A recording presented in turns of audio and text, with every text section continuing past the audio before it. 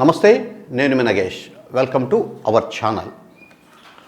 దేశంలో గత 10 సంవత్సరాల్లో అంటే 2014 నుంచి 2024 వరకు ప్రధానమంత్రి నరేంద్ర మోడీ గారి 10 ఏళ్ల పదవీ కాలంలో అనేక మంది ప్రముఖులు, కార్పొరేట్ సంస్థల పెద్దలు బ్యాంకుల నుంచి తీసుకొని ఎగ్గొట్టిన 16.35 లక్షల కోట్ల రూపాయలను బ్యాంకులు రైట్ ఆఫ్ చేశాయి అని కేంద్ర ఆర్థిక శాఖ మంత్రి నిర్మలా సీతారామన్ గారు పార్లమెంటు సాక్షిగా ప్రకటించారు. సో చిన్న వాళ్ళు అంటే దేశంలో ఏ చిన్న బ్యాంకులోనో ఒక 4 లక్షలు తీసుకోనో, 1 లక్ష తీసుకోనో, 2 లక్షలు తీసుకోనో, పరిస్థితులు అనుకూలించక ఒక 2 నెలలో, 3 నెలలో, 6 నెలలో కట్టకపోతే రీపేమెంట్స్ అంటే లోనుకు సంబంధించిన కంతులు కట్టకపోతే బ్యాంకు వాళ్ళు ఎంత హడావిడి చేస్తారో మనందరికీ కూడా తెలుసు. అది ప్రైవేట్ బ్యాంకులు అయితే మరీ ఘోరంగా ఉంటుంది. ఎందుకంటే రికవరీ ఏజెంట్లను పెట్టి వాళ్ళను ఎవరైతే లోన్ తీసుకున్నారో వాళ్ళ ఇంట్ల దగ్గరికి పంపించి వాళ్ళ సామాన్లు బయటికేసి నానా రకాల గొడవలు చేసి అవమానపరిచి చివరికి ఈ అవమానాలు, ఈ గొడవలు భరించలేక చాలామంది ఆత్మహత్యలు చేసుకున్న సంఘటనలు కూడా మనం అనేకం చూసాం. సో చిన్న ప్రాణాలు అంటే సామాన్య మధ్యతరగతి, ఎగువ మధ్యతరగతి ప్రజలు వాళ్ళ అవసరాల కోసం బ్యాంకుల నుంచి లక్షల రూపాయలు, 2 లక్షలు, 3 లక్షలు, 5 లక్షల రూపాయలు రుణం తీసుకొని చేసిన వ్యాపారంలో నష్టం వచ్చో లేకుంటే ఇతరత్రా కారణాల వల్లనో సకాలంలో రీపేమెంట్ చెయ్యకపోతే బ్యాంకుల వ్యవహార తీరు ఎలా ఉంటుందో మనందరికీ తెలుసు.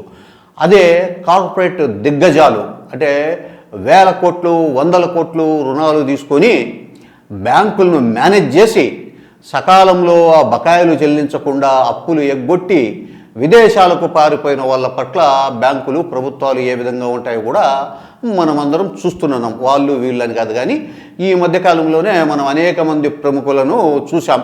భారతదేశంలో బ్యాంకుల నుంచి వేల కోట్ల రూపాయలు, 100 కోట్ల రూపాయలు అప్పులు తీసుకొని విదేశాలకు పారిపోయి అక్కడ జల్సా చేస్తూ ఉన్నారు.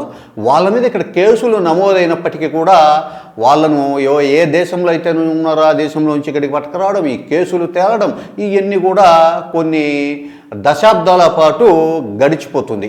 వాళ్ళకు శిక్ష పడేపటికి లేదు, వాళ్ళ దగ్గర నుంచి బ్యాంకులు మొత్తం రాబట్టేపటికి, వాళ్ళు ఎంత ఎగ్గొట్టారో అంత రాబట్టేపటికి. దాంతోపాటు మన దేశంలో ఒక కొత్త సంప్రదాయం కూడా గత 10 ఏళ్లుగా బయలుదేరింది. బ్యాంకుల్లో 500 కోట్లు, 1000 కోట్లు, 100 కోట్లు ఎంతో కొంత అప్పు తీసుకోవడం, వాటిని రకరకాల కారణాలు చూపించి ఎగ్గొట్టడం, బ్యాంకులు కేసు పెట్టి ఈడునో గీడునో ఎవరొకరు వాళ్ళ మీద కేసు నమోదు చేసి ఎంక్వైరీకి, విచారణకు దిగితే టప్పుమని వాళ్ళు కేంద్రంలో ఏ పార్టీ అధికారంలో ఉందో ఆ పార్టీలో చేరిపోవడం. సో ఈ కేసులన్నీ కూడా డీఫ్రిజ్లోకి వెళ్ళిపోతాయి. అంటే ఒక్క అడుగు కూడా ముందు పడకుండా డీఫ్రిజ్లోకి చేరిపోతాయి. ఇక వాళ్ళు కేంద్రంలో ఏ పార్టీ అధికారంలో ఉంటుందో ఆ పార్టీతో అంటగాగినన్ని రోజులు, ఆ పార్టీకి మంచిగా ఉన్న రోజులు, ఆ పార్టీలో సభ్యులుగా ఉన్న రోజులు ఈ కేసుల వ్యవహారం అనేది అస్సలు ఒక్క అడుగు కూడా ముందుకు పడదు. ఇలాంటి సంఘటనలు కూడా మనం ఆంధ్రప్రదేశ్లోనే చాలా చూసాం. మొత్తం మీద చూస్తే ఈ వ్యవహారం ఎలా పరిణమిస్తుందంటే పేదలు రూపాయి దాచుకున్న ఆ డబ్బుల్ని ప్రభుత్వాలు, ఆర్బీఐ, బ్యాంకులు కార్పొరేట్ సంస్థలకు పప్పు బెల్లాల్లా పంచుతున్నాయి. ఒక రకమైన ఇన్ఫ్లుయెన్సు, రాజకీయ పలుకుబడి, ఈ బ్యాంకింగ్ చట్టాల్లో ఉండే లోపాలు, లొసుగులు ఇవన్నీ బాగా తెలిసి ఆర్థికంగా బాగా ఉండి కోర్టుల్లో 10 ఏళ్ళు, 20 ఏళ్ళు, 30 ఏళ్ళు, 50 ఏళ్ళు ఈ కేసులు నడిపించగలిగే తెలివితేటలు, ఆర్థిక బలం, అంగబలం ఉంటే ఎన్ని లక్షల కోట్లు బ్యాంకులకు ఎగరగొట్టి ప్రజాధనం లూటీ చేసినా కూడా ఏమీ కాదు అనే ఒక అభిప్రాయము, ఒక పరిస్థితి అయితే ప్రభుత్వాలు ఇప్పుడు భారతదేశంలో తీసుకొని వచ్చాయి. ఈ వ్యవహారానికి సంబంధించే కొందరు లోక్సభ సభ్యులు అడిగిన ప్రశ్నకు ఈ 10 ఏళ్ల కాలంలో ఎన్డీఏ ప్రభుత్వం ఈ కార్పొరేట్ సంస్థలు తీసుకొని ఎగ్గొట్టిన రుణాలను ఎన్ని లక్షల కోట్లను రైట్ ఆఫ్ చేసింది అని అడిగితే కేంద్ర ఆర్థిక శాఖ మంత్రి నిర్మలా సీతారామన్ గారు పార్లమెంటు సాక్షిగా చెప్పారు. ఎంత? 10 ఏళ్లలో 16.35 లక్షల కోట్లు ఆర్బీఐ నిబంధనల మేరకు బ్యాంకులు రైట్ ఆఫ్ చేశాయి. అయితే వాటిని రాబట్టే ప్రయత్నాలు కూడా చేస్తున్నాయని నిర్మలా సీతారామన్ గారు చెప్పారు. సో రాబట్టే ప్రయత్నాలు జరుగుతూనే ఉంటాయి. మరి వస్తాయా?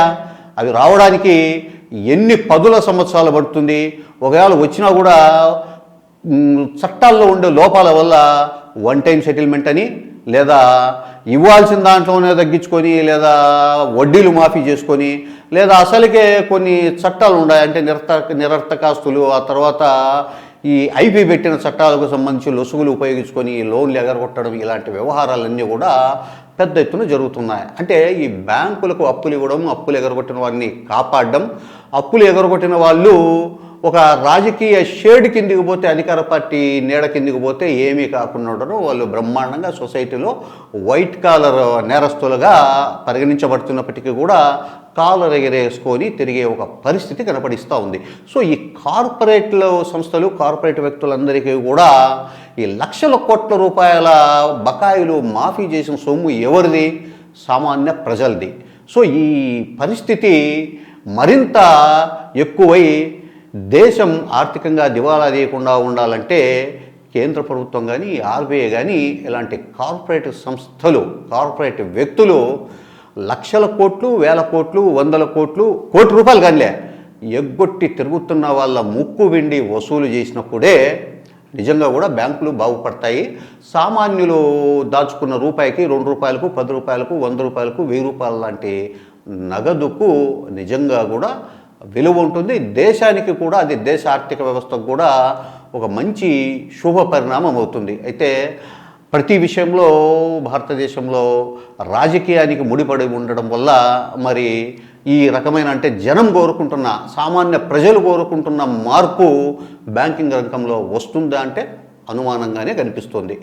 సో సమీప భవిష్యత్తులో ఏమైనా ఇలాంటి మార్పులు చోటు చేసుకునే ఒక అవకాశం ఉంటుందేమో అని చిన్న ఆశే, కానీ ఈ ఆశ నిజమవుతుందనే అవకాశాలు మాత్రం 99.99% కనిపించని పరిస్థితి ఇప్పుడు దేశంలో కనిపిస్తోంది.